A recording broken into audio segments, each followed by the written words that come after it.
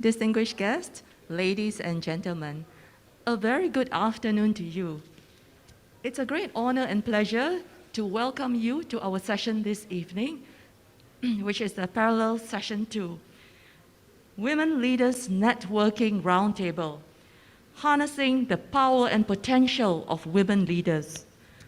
First of all, I'd like to appreciate all the men who are still here with us. It shows that you are a great supporter of women, or else you would have gone over to parallel session 1. A round of applause for the men here. And maybe we have to lock the doors so that to make sure more people don't leave.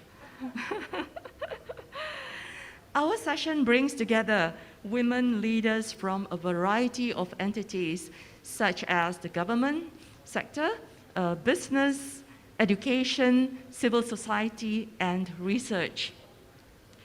The panelists today are going to share their ideas, thoughts, and experiences on the key challenges, issues, and trends in the post-pandemic new normal. The pandemic has heightened global inequalities along gender lines, and as the global community races towards recovery and to build resilience against future crises. Hence, it is crucial to find new solutions to rectify the structural gender inequality as a whole. Women's leaderships and contributions are essential in this journey, as these factors are needed to be incorporated to create a more equitable post-pandemic environment. With this, I would like to highlight some of the questions that will be addressed today to this panel. The first question: what are the biggest challenges women are facing during this post-pandemic period? The second question: what long-term negative consequences do we risk? And what solutions can be put in place to reduce long-term side effects? How can you, as a woman leader, make a difference to ensure that the progress of women are not compromised, and to help those who are not so fortunate who have fallen behind? What are the steps we need to take to ensure that we pick up quickly to make sure the progress of women are not hampered? This is an important opportunity to highlight the leadership of women. So this afternoon, we are honored to have a highly distinguished panel of speakers with us. The first speaker is the Honorable Madam YB Chong, Penang State Minister, EXCO, for Social Development and Non-Islamic Religious Affairs, Chairperson, Penang Women's Development Corporation, Malaysia. We also have Dr. Selena, who is joining us online. She is a board member of the Global Foundation Australia. Third, we have Ms. Gulbakhor Makhkamova, founder and chairperson of the Management Board, National Association of Business Women of Tajikistan. She is joining us online, and she is in US currently. The fourth speaker is Dato' Ng Wan Peng, President of Big Bad Wolf Ventures Malaysia.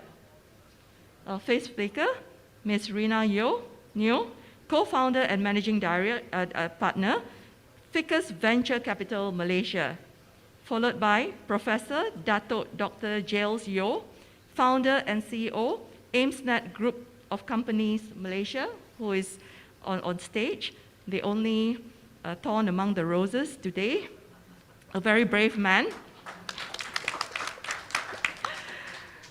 Ms. Hadrani Ulitior Ida Silalahi, Chair of the Department of Economy and International Relations, Indonesia Women's Congress, or Kowani, who is joining us online.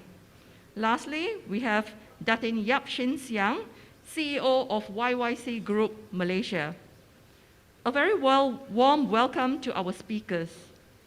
Without further ado, I would like to welcome the Honorable YB Chong, our first speaker for the session. The floor is yours, YB.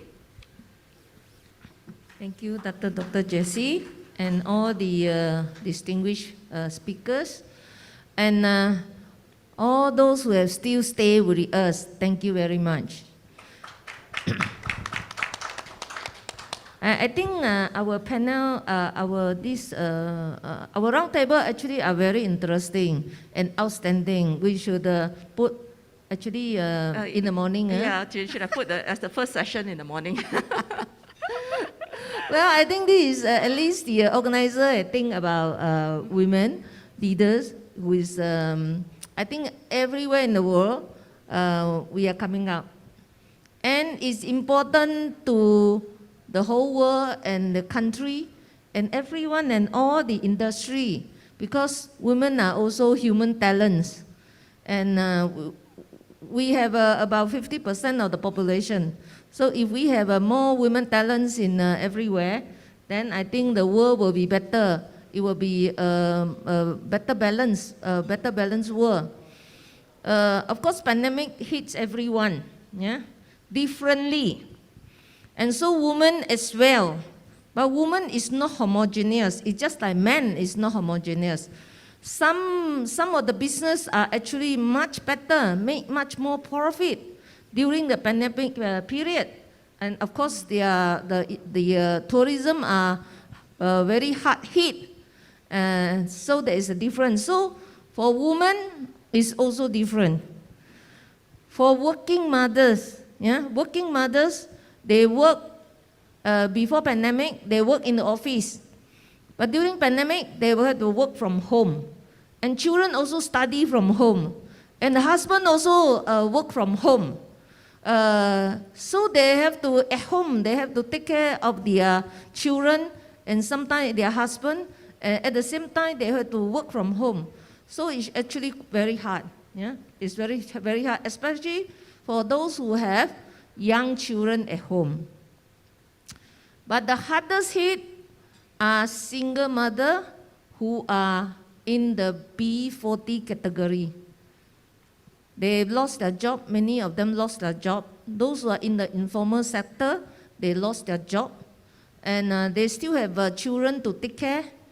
But luckily, there are many kind people and also the social welfare system that still works. And in Penang State government has put extra effort to give food aid to at least to ensure no family goes hungry. But of course, then they have other problems, their living problems. So these are the problems. There are also mothers, breastfeeding mothers working in Bukit Matajam. The babies is in Taiping, cannot go home. There are mothers in Johor Bahru working in Singapore, breastfeeding, cannot come home. Only the breast milk can come home. They actually freeze the breast milk and send home the milk for their babies. So sometimes we need to work with the police for those in Bukit Matajam. If they request, after 1 month never see the babies, whether we can let them go home to see the baby and bring the frozen milk home. These are the things the fathers will never think of, because father don't breastfeed. And that's why sometimes their SOP, they never think about the breastfeeding mothers.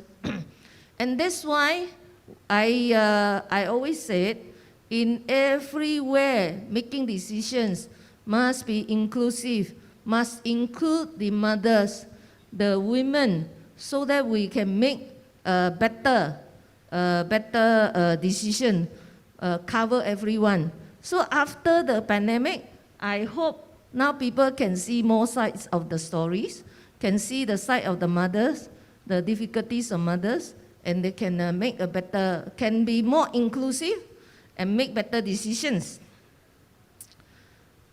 And during the pandemic, of course, everyone also knows domestic violence. Before pandemic, there are domestic violence, During the lockdown, even more domestic violence. Can be many reasons. One, everyone have pressure, everyone have been stressed, and economic stress. And some, if they are already have domestic violence, it will be worse because they are locked down in the home now every day, and they have no chance of going out. So domestic violence are getting higher. And this is not just in Malaysia, it's everywhere. And this awareness has been raised across the world.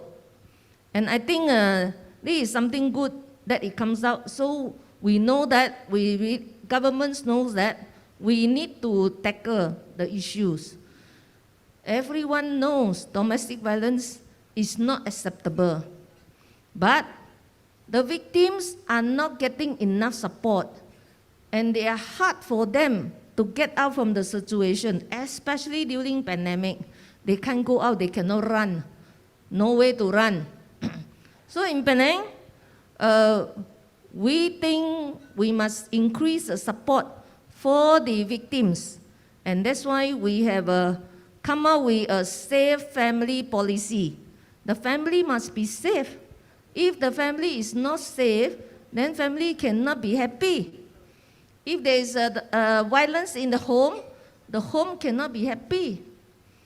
So we have started the safe family policy where we train the people and set up first support point to increase the support for the victims, enable them to get out from the situation. I think finally we want everyone to take action. It's not just the support point. Support point is our State Assemblyman's office, the NGO's office, also the State Department's counter, and also some of the religious premises. But this is not good enough. Finally, everyone must act because it is unacceptable to have violence against your own family members, the ones that you're supposed to protect them. You're supposed to love them. Family is supposed to be safe, a safe place. So that's what we want to do, and that's why we also have Penang's Go Orange campaign for the 8 years. This is the 8 years. Yeah? Every year we have a campaign to raise the awareness. Domestic violence is wrong. We must stop violence against women and children. So I guess after this pandemic, we all will be more aware and more willing to give support to the victims of violence. As the economy are being affected, so there will be more, the gender gap will be wider. Gender gap means the gap between the men and women, especially in the business. If today, if you see, we have so many speakers, there are not many female speakers. There are many big businessmen here. This morning we have 13. 13 have received the outstanding award. 2 are women. I was standing here and I was counting. 2 are women out of 11. So that means the gap, this is called the gap between men and women. In Penang, our Chinese Chambers of Commerce was formed more than 100 years ago. There is no women Chambers of Commerce until recently, which was only 3 years old. And the business are very different. The male entrepreneurs, their business are all big, you know. But the women one are smaller. So the gap is about 100 years. We need to, that's why I'm happy even we just have a sessions of the round table, yeah. Because probably last year we do not have one. Yeah. So I think this is a start. Hopefully that we can have a 1 day, full day forum just on women leadership and women entrepreneurs, women in economy, women leadership. Because in this COVID pandemic, we also see, those countries led by women, it seems like they did better in fighting the COVID, like New Zealand, like Germany, like Taiwan at the beginning. Yeah. So I think if we can work together, the world will be better. Is my time up? Yeah, thank you very much. Yeah, okay, thank you you. very much. Yeah. I think YB, you can take the lead, on organizing more women's events. I'm sure you are already doing a lot for the women during the post-pandemic period, because I actually heard that you've helped a lot of women. Yeah. So thank you very much for a very enlightening session. YB actually highlighted how important decisions need to be inclusive, and she took mothers as an example, and also highlighted about domestic violence, as a lot of families are facing stress, and actually the hardest hit are women. So, and also the gender gap, and how, what we should do in order to narrow this gender gap. And I think our other speakers will be highlighting on this gender gap issues as well. So we move on to our second speaker, Ms. Selena Ng, board member, the Global Foundation Australia. Ms. Selena, the floor is yours. Welcome. Thank you, Dr. Jessie, and it was wonderful to hear, hello everyone. It's wonderful to hear from YU Madam Chong Eng, the situation in Penang and the wonderful work you are doing. I think if I take your first question, Dr. Jessie, you started with, those biggest challenges. I think our previous speaker covered them. And I think I just want to highlight some of the things that she covered and put that in a global picture. She pointed out that women represent half of humanity, and it's obvious to us, that's almost 4 billion people across all ages, countries, races, classes, and belief systems. And so the experiences and the challenges that we are talking about in this session, as she said, are going to look vastly different for women within a single country and among different countries. And I'm sharing that not to minimize the challenges that the most privileged among us face, and I count myself to be among them, because of course each of us perceives our challenges relative to our own situation. But it's really crucial to keep that bigger picture in mind when we talk about this subject. And in sessions like today, I think we know that when we go back into our lives, there's a difference between knowing it here and feeling it here. And so if we start from that global picture, then that biggest challenge for women as a whole is that the pandemic has exacerbated the gender inequalities, that gender gap that already existed. Actually, we've gone backwards. Some of you might know that the United Nations publishes an annual report on progress towards the Sustainable Development Goals. And you'll be familiar, I hope, with Goal 5 to achieve gender equality and empower all women and girls. And this year's report highlighted that as a direct result of the pandemic, we have seen a reversal in the decline of child marriages, a reversal. And then, as our previous speaker highlighted, the violence against women and girls, which was already at 1 in every 3 women, 1 in every 3. That has intensified worldwide, we've just heard in Malaysia, and also in countries like the one I'm currently living in and where I was born, Australia, and it's hit the most disadvantaged already. So in our case in Australia, it's the Aboriginal and Torres Strait Islander women who have been the hardest hit with domestic violence intensifying throughout the pandemic. And then women worldwide have also suffered disproportionately more job losses, an increasing amount of underpaid or unpaid care work. You had some wonderful examples about the situation in Penang in Malaysia, whether we have children or elderly parents at home or simply ourselves or a spouse.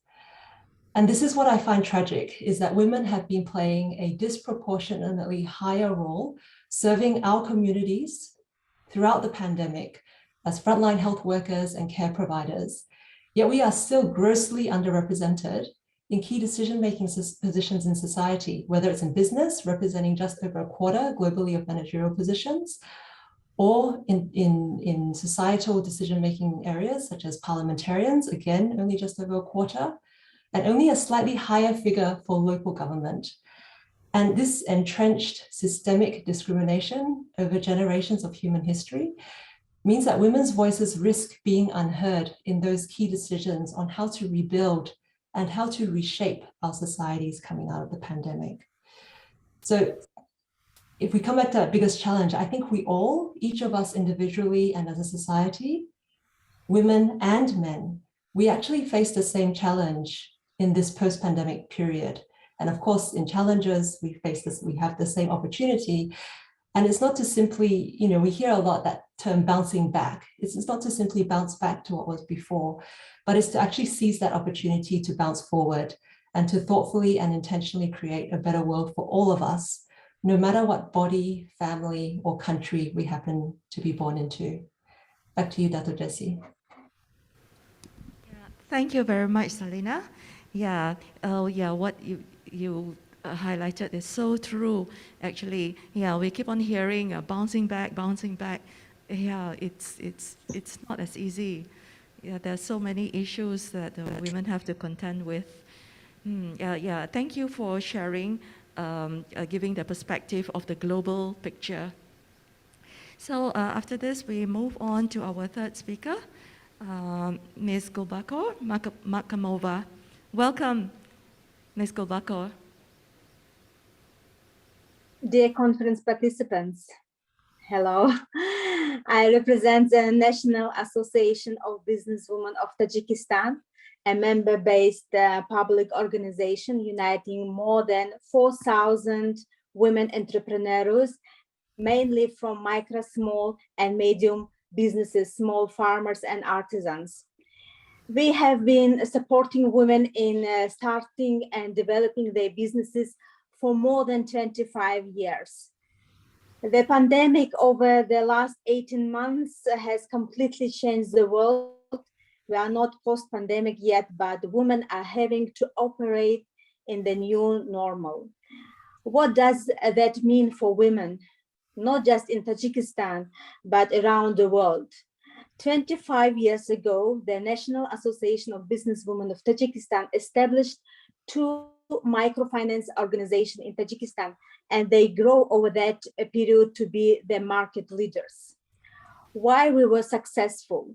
Because we constantly innovated, used new technology, and made huge efforts to understand the needs of women in finance and develop specific product for them. Our innovation continues to this day. Access to finance services for excluded population groups, which features women, poor, and rural residents, is a major issue for our society and for the world. The gender gap in financial inclusion in Tajikistan is more than 9%. It is explained by general gender inequality in the economy. These were issues long before the pandemic started, but are as relevant as even now. And it is not just in Tajikistan. The World Bank estimates that only 2% of global private equity goes to the women-led startups, and global gender gap in the access to capital is 1.7 trillion US dollars. One analysis of startup financing deals shows that since 2013, only 3% of funding went to all women-founded teams, while all male companies received 76% of funding. It's clear that lack of access to capital is a global issue, and it needs leadership from all us to solve it. Across the world, women are main farmers. For example, in Tajikistan, 75% of population lives in the rural area. Climate change makes agriculture more risky, and women concentrated a lot in this sector. One of the later discussed characteristics of climate change, it is unintended but innate gender bias. Women are more affected by climate change than men. 80% of people displaced by it are women. Their role as a primary caregiver and providers of food and fuel make them more vulnerable when flooding and drought occur. COVID-19 highlighted a major weakness of women-led MSMEs in Tajikistan. Women entrepreneurs are concentrated in services and trade, the two sectors that generally have a weak capacity to growth and development and are easily impacted by economic shocks. We see that women are stuck in the informal sector. In Tajikistan, my experience shows that women are not integrated fully into the economic system. They are concentrated in the semi-formal shadow economy with work-at-home jobs, seasonal jobs, and micro-entrepreneurship without official registration. We see over and over again, women bear more risks than men. Again, my experience of Tajikistan are reflection on the world. The World Bank estimates that Africa's untapped female economy is worth 15 trillion US dollars. This is happening everywhere. The pandemic has reinforced the view that women need to get out of this low-paid, low-value part of the economy. We need to educate them about the opportunities that are available and allow them to learn the skills and knowledge that are needed to access this higher value part of the economy. The pandemic has shown that companies don't need workers sitting at their desk. They can work from home from anywhere in the world. Outsourcing can a huge cost-saving potential for international companies if they can do it well, and also huge opportunities for women. Women leaders can be at the forefront of the drive for the gender equality to allow women to fulfill their potential in every corner of the world. We can be the leaders that say the more inclusive and sustainable future is one where men and women are equal. We can start with the basics. For example, why haven't we resolved the ongoing problem of inadequate access to finance? In Tajikistan, women have a lack of business experience, no credit history, and absence of property that can be used as a collateral, all obstructing women's access to funding. Fintech has potential to create a great breakthrough in access to financing, but there are still a number of gender-related obstacles and complications in this area as well. While progress is coming, it is very slow, and if the pandemic has shown us anything, it is that huge change is possible in the small amount of time. We as the leaders have to put serious effort into the questions that have been on the agenda for some time, but now should be critical in building a post-pandemic sustainable and inclusive future. What we can do to promote the growth of women's businesses? How do we get them up from this micro level and move into the small and medium business level? How we engage women in entrepreneurial activities? How do we improve women's business skills and know-how so they can make a proper informed decision, manage the risk, and have a diverse businesses? Knowing that women will bear the burden of the impact of climate change, how do we empower them to take leadership role in this area? Well, let me give some of my thoughts to how we answer this question. We need women to start their business and become engaged. It is our responsibility to continue to innovate so that we facilitate this change. We need women to move into more valuable areas of the economy. We need to shout out to women that there is a worldwide demand for these skills and help them to access the education needed. We need to ensure that they can have access to capital. We need to improve financial literacy and improve our products offering to MSMEs businesses in startup and development stage. Bank and MFIs need to collect and analyze gender disaggregated data so they can develop the financial products and solutions which meet the needs of the women, and they will serve the women's mass market. And finally, we need to connect with women to inspire them to engage with issue of the climate change so they can empower it to find the solutions. I hope that we can all be inspired to go on this journey together, where the gender equality is reality for all women around the globe. And thank you for your attention. Yeah, oh, thank you very much, Ms. Gulbakhor. It's such an eye-opening speech to learn about the issues women are facing in Tajikistan. And also thank you for explaining how your organization support women's entrepreneurship in Tajikistan. I think, for women to have access to financing is really so important and all over the world too. Thank you. So now we move on to our next speaker. Dato' Ng Wan Peng. Dato' Ng, the floor is yours. Thank you, Dr. Jessie.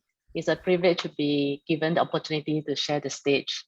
And I would like to say that I agree with the previous three speakers on their observation with regards to this topic. Well, even though we are talking about challenges faced by women during the post-pandemic, I think the biggest issue here is about gender inequality, which is an inherent and systemic issue that we are facing today. Of course, pandemic has changed everyone's life, as we all agreed, from school-going children to stay-at-home mother, from working population to business owners. Everybody's life has been turned upside down. But amongst all, my observation, I hope that some of you will agree with me, is that women is one of the most impacted. Very simple. Because society at large is still looking at women to be responsible for most of the housework.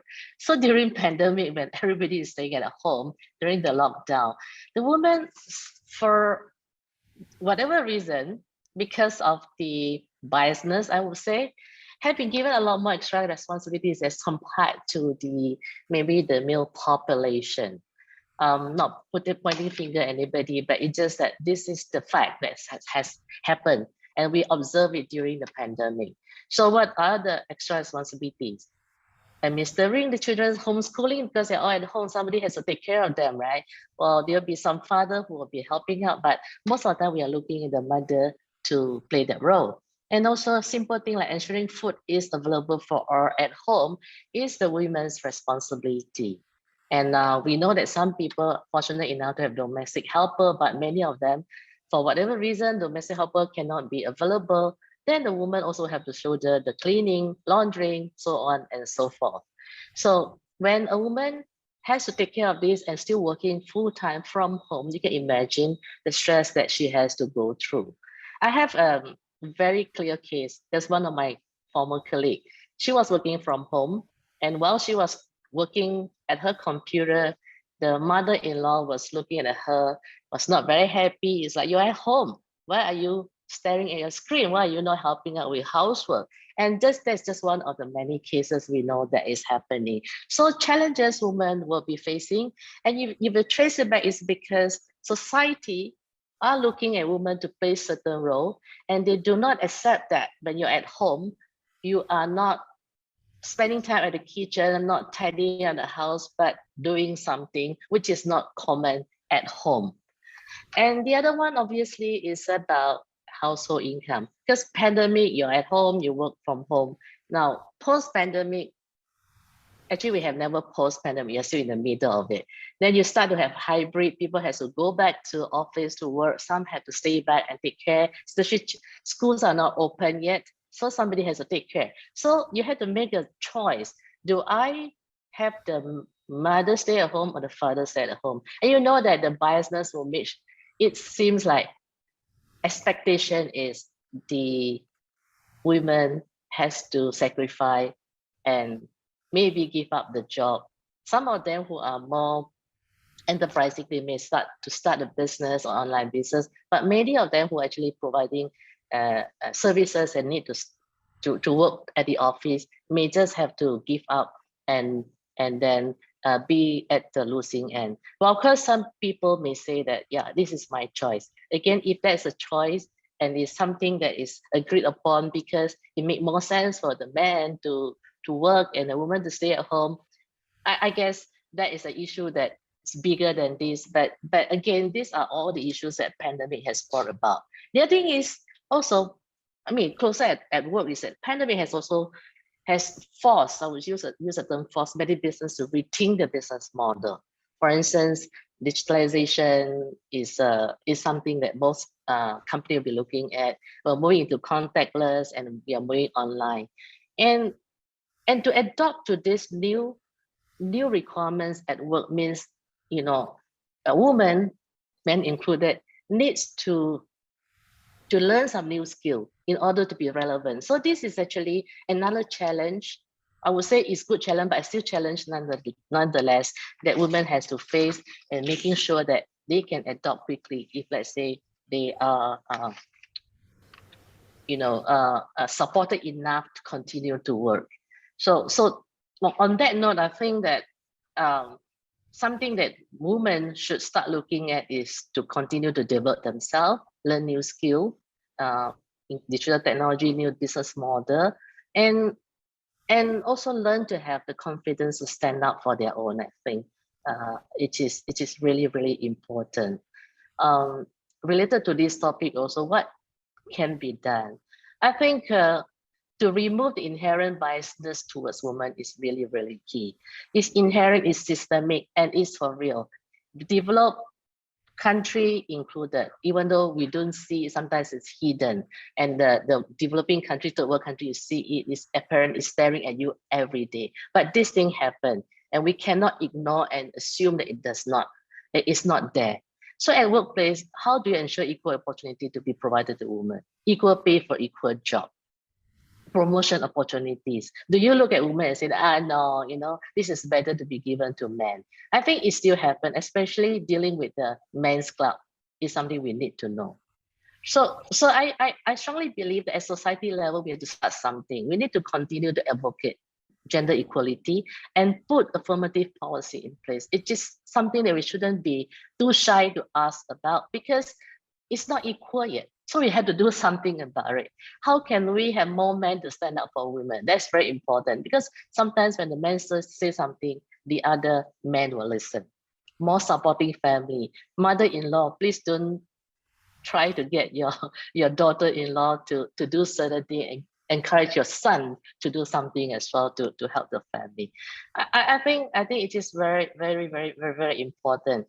Set target. Don't be shy about that. If it's 30% policy can be there to help, let's push for it until things are equal. Then we can remove all those policies. But when we still have all those inequality happening around us, let's advocate and promote for such thing to happen. So that's what I have to share for now. Thank you. Thank you very much, Dato' Ng. Thank you for bringing your experience in the corporate world, highlighting the unbalanced roles of mothers at home and due to the prejudices of society. In fact, I personally have this experience with my staff. Some of them, they have to stop working because of the burden put on them at home, and which is like so unfair. And yeah, I do agree that more affirmative action needs to be taken in the form of policies to address these problems. Yeah, thank you. Our next speaker will be Ms. Rina Neo. Welcome, Rina. Thank you, Dr. Jessie. Thank you, everyone. So I think my fellow speakers have actually spoken about the inequality and what the post-pandemic issues that women are facing. I guess the issues is not just about women. Men do face the same issue as well. So I'm an entrepreneur. So as an entrepreneur, I'd like to take a more positive approach. pandemic has actually caused the biggest digital transformation. In Malaysia itself, our government has been asking everybody to adopt digital. But now if you look at all the makcik, they know how to sell fish, stream online and make a living.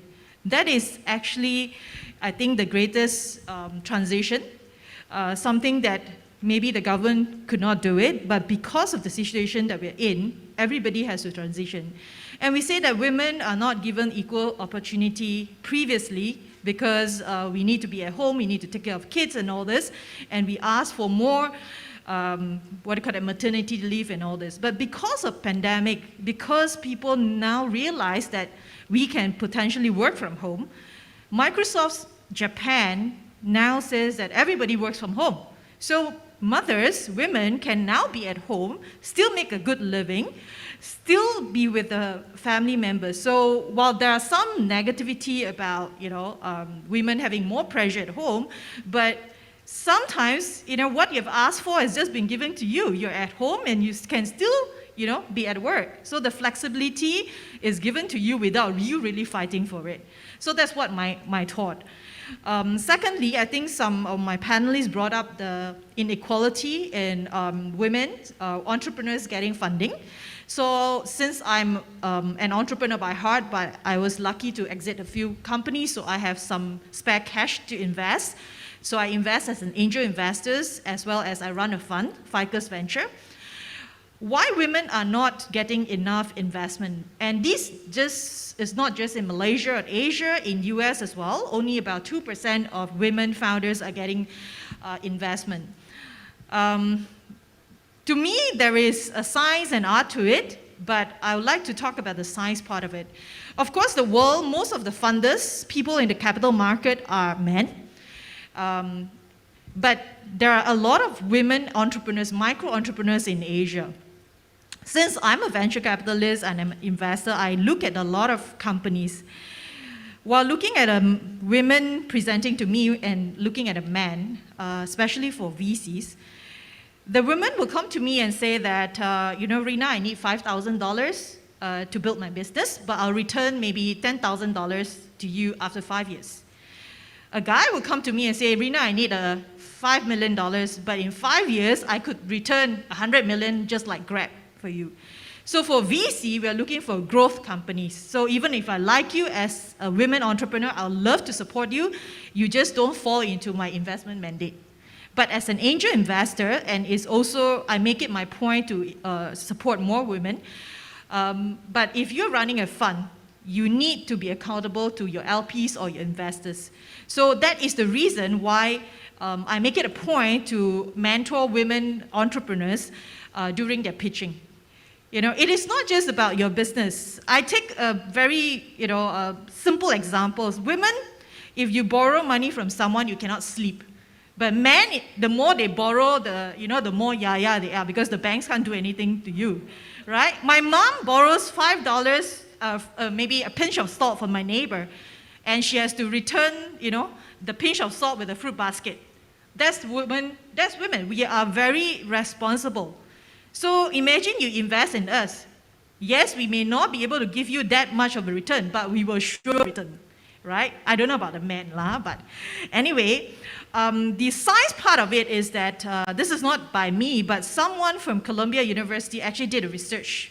She looked at all the startups, women startups, why we are not getting enough funding.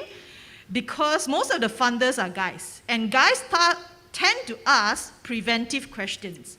Preventive question means that, oh, you're in this market, it's so crowded already, why are you in this market? But a promotion question would sound like, wow, this is a good market, the TAM is so big, you're in the right market. So if you do not know how to address the question, you will be playing a defensive game all throughout your pitch. So that's something that I would like to highlight to all the young founders, especially women. It is how you socialize your idea to your investors. And I think on the entrepreneurship side, I can talk like forever, but I think coming back to the topic of today, I think it's important that men and women put equal weightage I'm not sure why we all adults are in this room and we have to stress and stress that men and women must be, women must be given equal opportunity. I think while we should be addressing that, I think as women, to me, if we don't have that mental block in our mind that I'm a woman and you're a man, we are all human beings. That's my own mantra when I walk into a room to have a discussion or negotiation. So if you can remove that mental block, I think things will get better. For me, that's my personal mantra. And I think lastly, for me, if the woman is capable enough, for example, I know there are a lot of programs in Malaysia like the 30% Club and all this. I mean, I'm on the board of an agency called Matrade as well, and some of us are on the board. But I just hope that the companies that put us on the board actually put us on a board based on our merit, not just because you want to slot it in to actually comply. I know everyone is moving towards ESG and having gender diversity on the board is important, but if you do want to do that, make sure our voice is heard, not sitting there looking good just because you need to comply. Thank you very much. Thank you very much, Rina. Yeah, that's a very interesting piece of advice from your perspective as an angel investor on what the investors are actually looking for in the business so that women entrepreneurs can better understand and increase their chances of getting funded by speaking the language of what the investors want to hear. Yeah, okay, thank you, Rina. Our next speaker will be Dr. Jails Yo. Welcome, Dato. Thank you so much. Can I have the slides, Jess? I think if the future of entrepreneurship and the future of workplace is what we see as the composition of today's uniqueness of this last session, where there are more women than men, then I think that is what Hello Ladies Boss is about. Now, I like to look at what are the issues that we are talking about. What actually are the barriers to female leadership? Is female leadership important? And why do companies struggle to tap the power of women leadership? I think Rina said that just now, all right? Are women put into board GLCs for the purpose of being a flower vase? And then how do we harness the power of women? Next slide, please. I like to quote what a senior partner and CEO of Southbridge Investment researched and find out in just these recent 2 years. We should celebrate women in leadership, and I think all women and men should please give ourselves a clap. The COVID-19 pandemic has fallen heavily on the shoulders of women, and many of the speakers have spoken that, and not many men realize that, including myself. Many have lost sources of livelihood. Most have the triple duty of caring for families, managing households, and holding down economic activities. They just can't go out because someone has to manage the house. Otherwise, the husband will create a mess. And some have faced the brunt of the pandemic as caregivers and essential service providers. Yet others have stepped up to also solve challenges in their community, and that's women. Therefore, we should engage our young women to realize that they already have superpowers that they can invoke. And let's look at the word that he used, to invoke, to solve problems and lead locally, nationally, and internationally. That's the power of women. Yeah, so it's quite silly for me to ask that question just now and say, is it important? Obviously it is. Next slide, please. So what are the barriers? Why are we still talking about barriers today in the year 2021? And especially in Malaysia, I'm sorry, I'm one of them, because I'm one of the men. That is the barrier to this. I just quote you one simple example. That day while I was coming to Kuala Lumpur, so I was just putting petrol, and there was a welfare outfit, and this person forgot to close when you fill the petrol, forgot to close the tank. So I was running after that person to try to stop the car, but he just drove off. Then I called my colleague, who is a director in my company, and say, do you think that they will explode? You know what's the first thing he told me? I said, I don't know why he's running away, he or she is running away. Obviously, it must be a woman driver. Men are barriers. That perception and prejudice against women comes so subconsciously, or I would use the word so naturally, right? And we are barriers. So all the men, if you really want to embrace the power of women, we should stop being that barrier. And it starts with us men now. Next. So are they important? Obviously, this is again a silly question, all right? Women, as we know, are very important. Next slide, please. Then the whys. So then why are we still, if they are important, why at this world where women, gender in the world is almost 50% population? I was talking to YB Chong just now. My business in the business of training people to move up the level in terms of getting themselves skills. So I have got some 5,000 students in China who takes an MB program, a doctoral program from a Malaysian university here. And 60% of them are women. And they are from China, doing a Malaysian graduate. The doctoral student, after doing 3 years, the completion and success rate of doctoral students that we conduct, 80% of them are women. The men, as you know, right, never complete. And then they will say, can we just extend and extend? So, is it very difficult? Are men more superior? I like to take this quote and that there are 5 categories of risk that men think that they are superior. Men always think that they understand the business environment better. Men always think they know business positioning better. Men always think they know the business processes better. Men always think they are good at events and organization. Sorry, I'm not referring to Tan Sri Michael Yeo. All right? Men always think that they have better individual facet.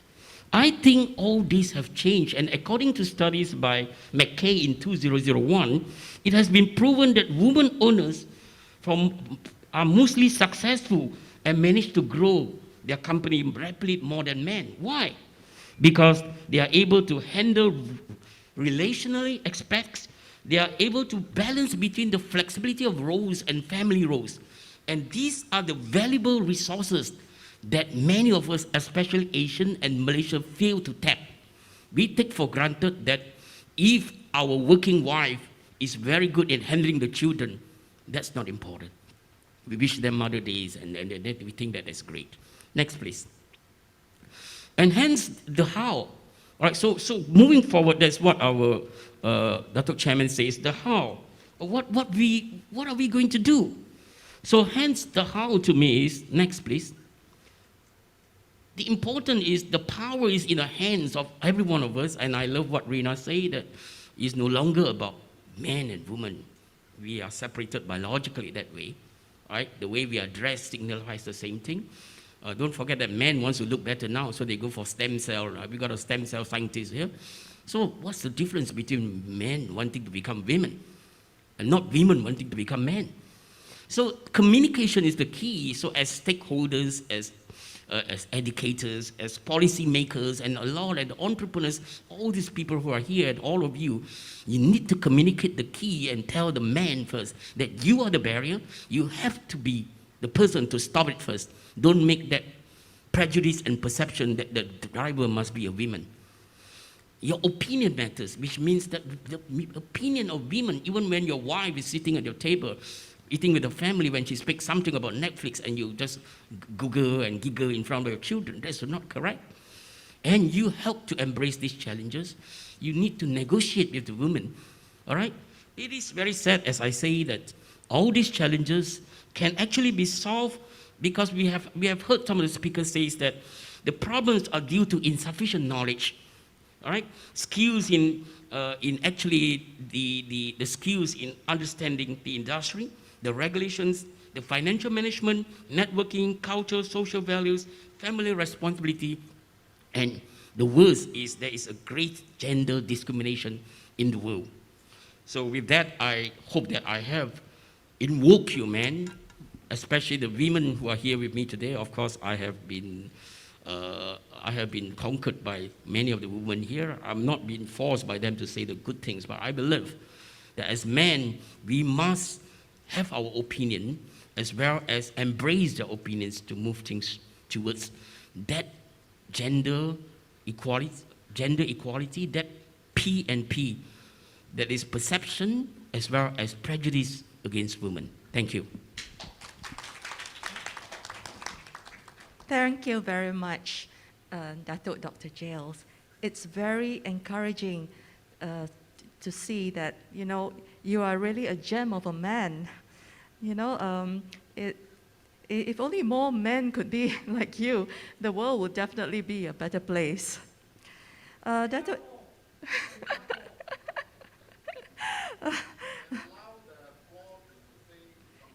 Okay, you can say something. The mic is there.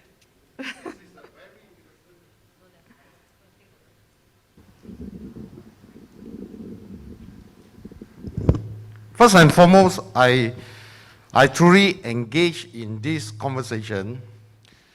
And Professor Dr. Jale, your last slide says it all.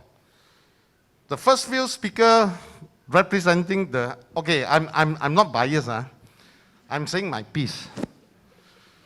To me, the first few speakers, you are asking for, oh, women must be given the right. Entitlement. There's no such thing as entitlement. Everyone have to fight for his rights. Whether you're a woman, whether you're a man, you have to fight for your rights. Now, what I really see that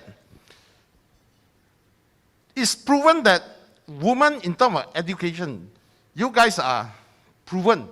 You are more superior, you are smarter. Not that I'm not saying that men is not as smart as women. I think equality is men and women, they are equal. So the question is, don't ask for your entitlement, you have to fight for it. Now, women have proven all over the world. There are speakers who are saying that the Prime Minister from New Zealand is doing so well, managing the country. Why can't the Prime Minister from New Zealand, using the last slide of Professor Jel Yeo, to communicate among you women and fight for the rights? Nobody is entitled for their rights. My point is, to me, men and women, they are equal. And with the old saying from English proverbs that every successful man, behind every successful man is a woman or is a man? It's a woman. To me, that's good. Whether it's behind, beside, man can never successful if there's no woman. If woman is controlling the man, why must the woman ask for entitlement? You have to say it out that, hey, I'm as good as you. Hey, I need to communicate to you that woman is as good as men. Why the communication fail? Because women always thought that it's their entitlement to be given this, to be given that. To me, I'm an entrepreneur. I will never say that, oh, because you're a woman, I pay you less. Oh, because you're a woman, you cannot become a CEO. If I'm an investor, oh, just because you're a woman, your idea is so good, I don't invest in your company. The answer is no. There are so many successful women entrepreneurs. It's all matter of their ideas, their communication skill. All it takes is they have to put their idea across to men that this is a good idea. You have... Yeah, thank you. Yeah, thank you very much. Sorry. Sorry, yeah. My message is, rights are not entitled. We have gender equality. We have to fight for it. Yes. Thank you so much. Thank you so much. Okay, so we move on to our next our next speaker, Ms. Hadriani Uli. Yeah, still we have two more speakers. Hadriani Uli Silalahi. Welcome, Ms. Hadriani. Okay. Hi, thank you, Dr. Jessie.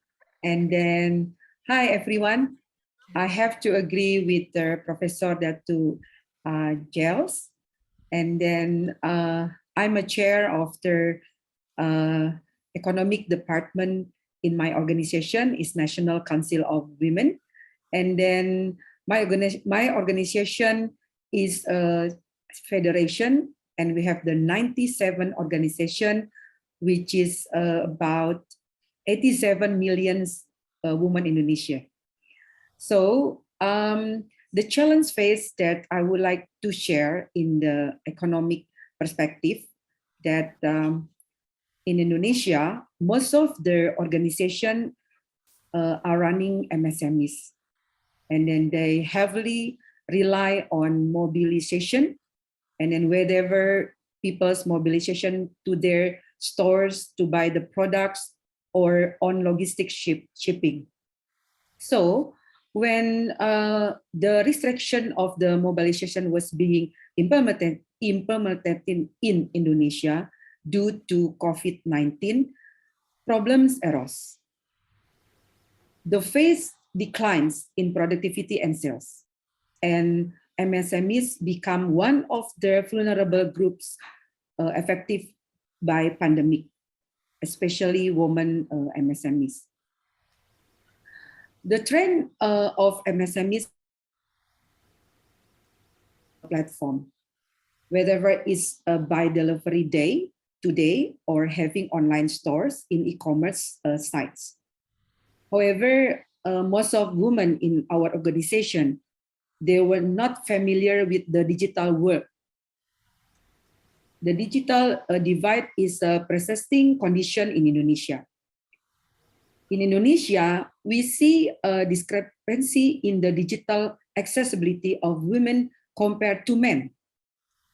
According to the Census that National Survey on Social Economic in 2019, the gap in internet accessibility between men and women is 6.26%. And there is also a 2% gap in computer usage. And for women in our organization who do have connectivities and tools, the most they could access was online messages platform like WhatsApp. We face similar challenges in Big Bad Wolf also.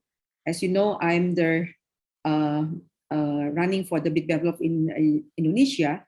We usually held an annual grand book exhibition. And then actually, yes, Big Bad Wolf come from Malaysia. But in Indonesia, we have about 5 billion book, and then exhibition, the biggest we say in the world. But because of the pandemic like this, so we cannot running as well. So this restriction policy made it impossible to continue with the business as usual. Thank you. Thank you very much, Ms. Hadriani. Yeah, that was short and sweet. Thank you for highlighting about the problems women face in MSMEs and how they are affected by COVID and the accessibility gap between men and women. So now we go to our final speaker, who is Datin Yap Shin Siang, CEO of YYC Group. Welcome, Datin Yap. Hello, everyone. For myself, I'm involved in a lot of SMEs as well as in many family businesses. So over the years, we've seen that for many family businesses in Malaysia or many SME businesses, they start with husband and wife. And how they started is husband and wife, they do everything. They start from nothing and they build up a business. So in fact, many businesses have grown to the size they are because of men and women both in business together. And we've seen these businesses grow very fast because we find that many women, what they have is they give a different perspective. They are more detailed, and also very driven and focused at the same time. So just for example, recently we went to see a big, quite a large developer company, and how they've grown like this. And while they were raising their family, they asked their children to come to the office, and they, the children would do their homework, and the husband and wife will be building their business outside. So in fact, what I would like to say is women do contribute a big part to the economy as well. But maybe we do definitely face some challenges, because what I find is, as the first generation want to pass on the business to the second generation, and in most Asian families, the first person that they want to consider as the successor would be the men. So there is still gender bias, and it's a fact. And we need to raise up this fact so that we do look at how to solve it as a society together. So even though the most capable person is the woman, but in many cases, the decision goes to the male. And whether it's especially the Chinese, there is a tendency to be that case. So what I think it's a mindset issue. I've seen also recent cases whereby a more forward-looking family would choose the most capable person. And in fact, recently we've seen a case in Penang. They've chosen a woman to lead the business. And in fact, this woman is so capable. She can, fly alone to Vietnam and do business as a man, and she is spearheading the business to this thing. So so this is some of the areas that we're looking at. So whether men or women, I think there needs to be given equal opportunities, starting from the family itself. So, and from here, another thing that I would like to raise up is most women are not as aggressive and outspoken as men. So the way we carry out ourselves is more, not like the way men do, not as aggressive. So I think it would be great if women are given more opportunity to be heard of lah. And so my advice to the men is find more women partners. I think you will bring your business very far. For women, my advice is to myself as well, because I also want to remind myself. I think we must keep improving, keep learning. Find a mentor. The mentor can be men, can be women. I think because it's a fact that women do balance family and business or career more than men. It is not that it's forced, but it's something that mothers do more in general. And third, be more confident to carry out ourselves the way we are. We don't have to be an iron lady, but we should be heard and just be more confident in how we present ourselves as ourselves. So that's all from my side. Thank you. Thank you very much, Datin Yap. Thanks for sharing regarding gender bias in family business, and especially those families with traditional mindset. Actually, this is still very prevalent in Malaysia even now. Yeah. So, okay, thank you to all our panel speakers for highlighting the various pertinent issues from their respective areas of expertise. So now I would like to pose one or two questions to our panel speakers. We can go around, in the same order, well, depending on how much time we have. Let me start with the first question. What advice can you give young women in leadership roles from lessons learned during the pandemic? We'll start with our first speaker. Yeah, the Honorable Madam Chong. Thank you. I think the advice, whether it's before pandemic and or post-pandemic, will be quite the same. I think young ladies or young women will want to stay focused, to know yourself, what you want in life. It's okay if you want to become a full-time housewife and your husband can support your family. That is fine.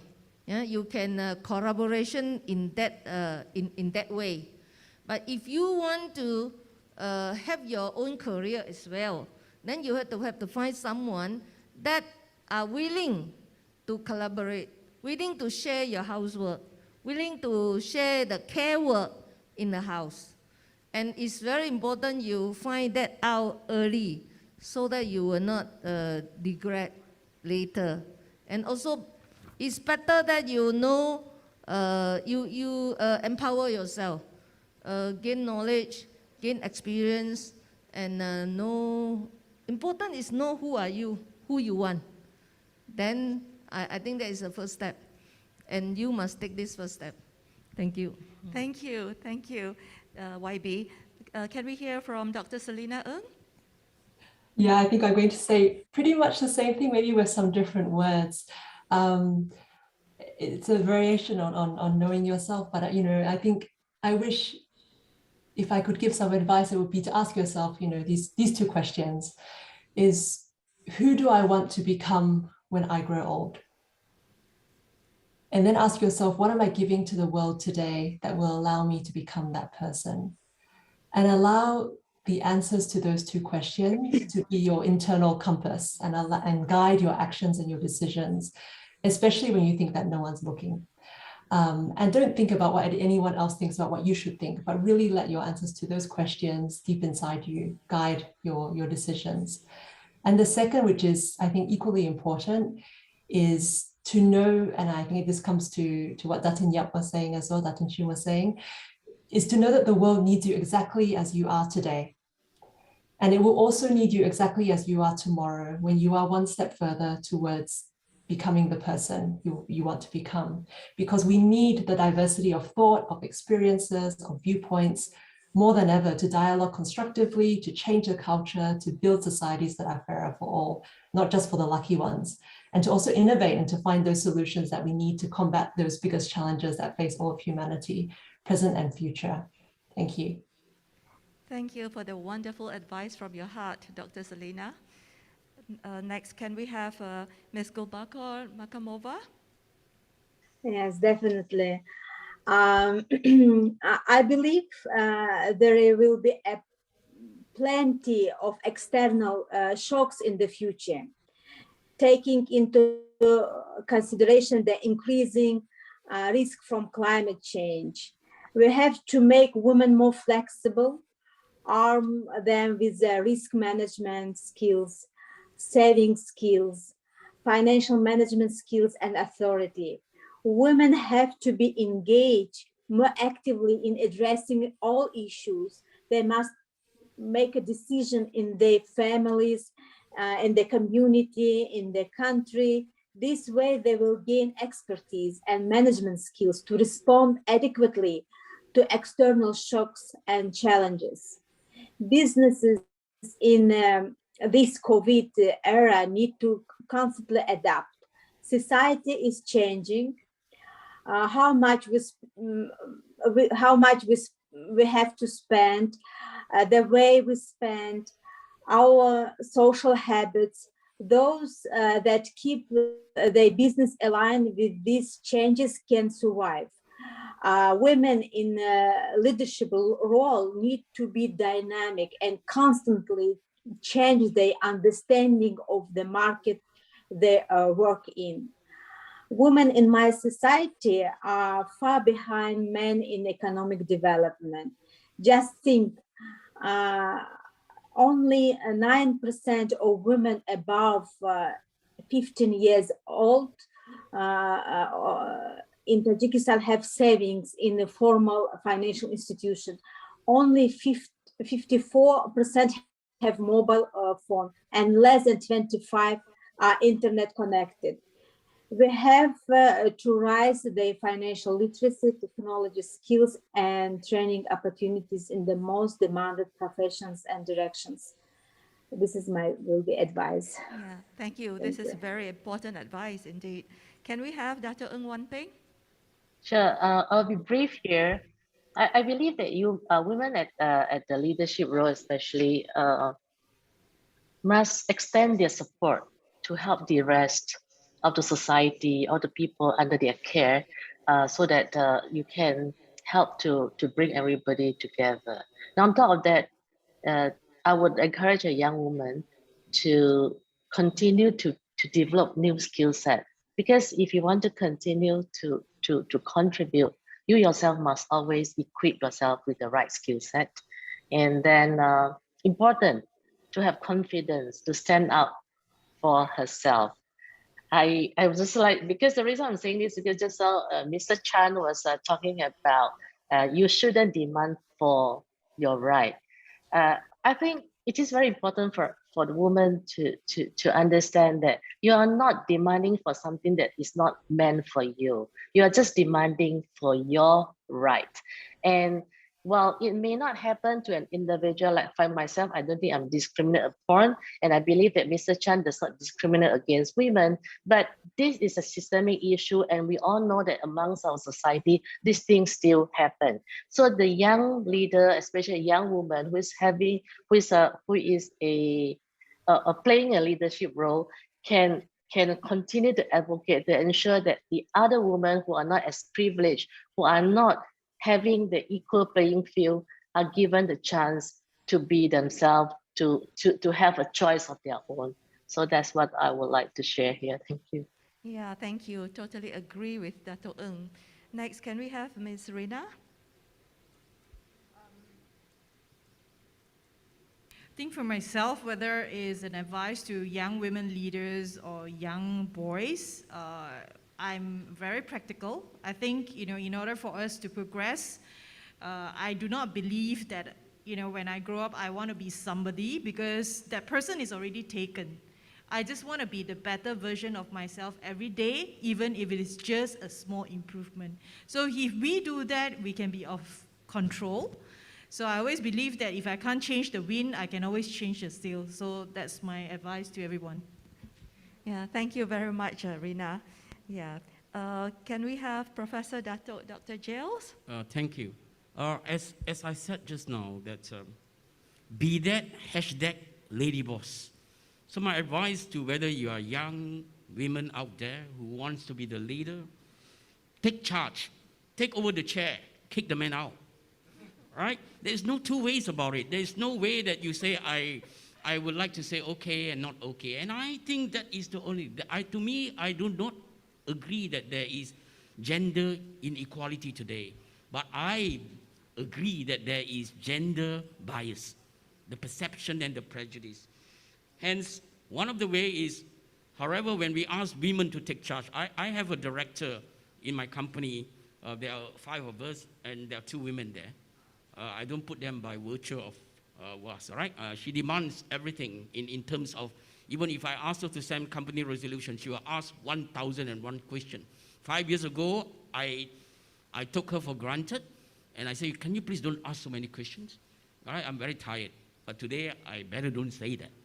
I think that's the important thing that I said. Men, as conventionally and traditionally seen to be the chairman of a company, should take that step back when you find that there is another woman, and if you believe in what we are talking today. So therefore, the last thing that I would advise women who wants to take over and be the leader in is communicate with your heart.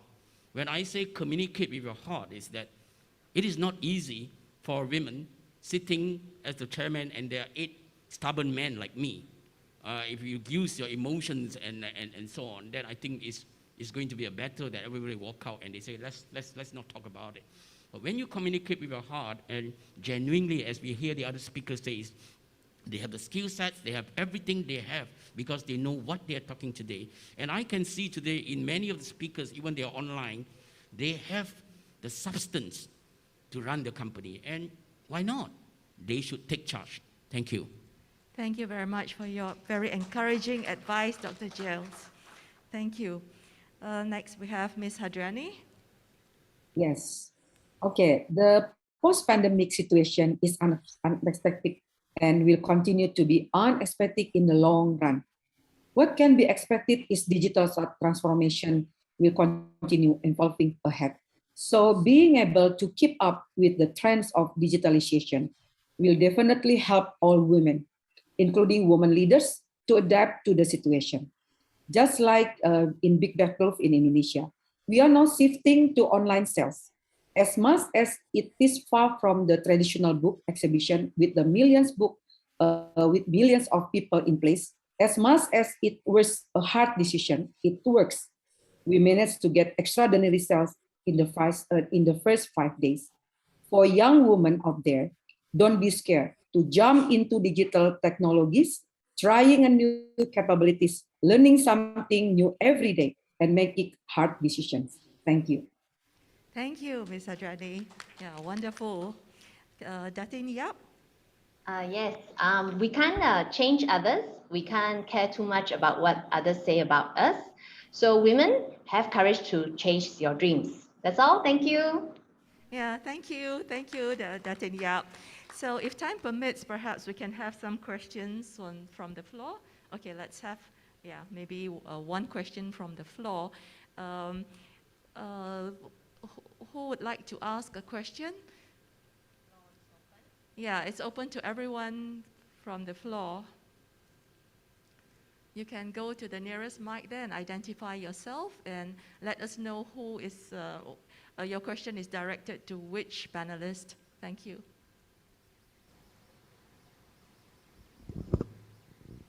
Hi, good afternoon. I'm Raymond. I'm the head of commercial banking for Citi. I think listening to all of you, there is obviously a role which big organizations can play as well, right? I think for us, we have about 230,000 employees around the world. And my take is that we need to be very deliberate about some of these actions. So a very tangible example is, we set targets, say in an organization where a certain percentage of women have to be at senior levels, right? And these are actually embedded into what we call scorecards for the leaders.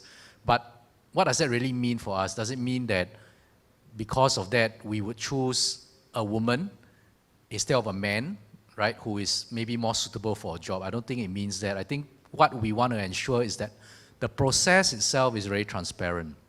So what we typically do is that if I'm hiring for someone to say as a vice president, right, in the bank, I need to ensure that in the slate of candidates, right, you need to have at least a certain number of women and a balance of men and women.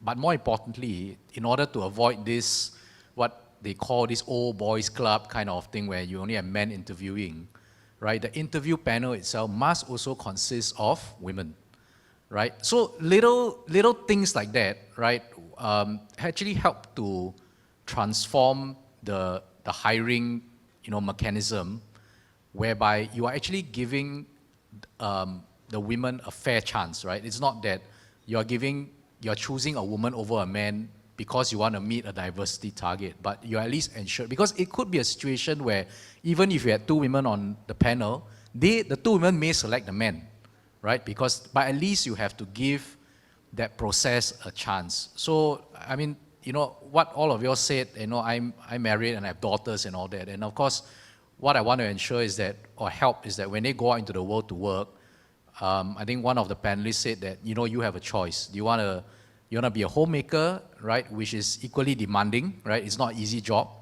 Or do you want to go and have your career? But one interesting thing I realized that I think the panelists on the left say, sorry, my eyesight is not very good, I can't but you were saying to choose the right person, but that also implies to me that it's not automatic that men would accommodate a woman who wants to further the career, right? Which is actually not really good, because if you flip it the other way, right, you would just expect that all women, when they give birth, they will look after the children. But for men, it's like you have to find the right partner.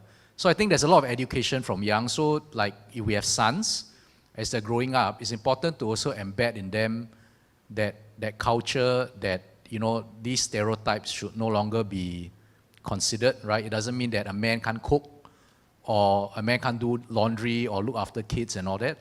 But this has to be ingrained in them as they grow up. The problem is that a lot of boys grow up and they learn by example, right? They see what their father and mother dynamics are, and then they think that that is the way that society operates. So it does take a bit of work, but I think organizations, big and small, need to create these processes to ensure that men and women and get equal opportunities to get the job. So I think I just wanted to have a comment on that rather than ask a question. So I hope that's okay. Yeah, that's Thank you. okay. Yeah, thank you very much for your comments.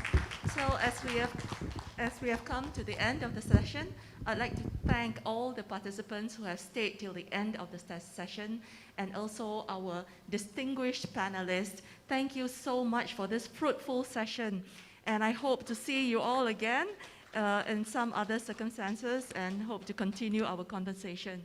Thank you.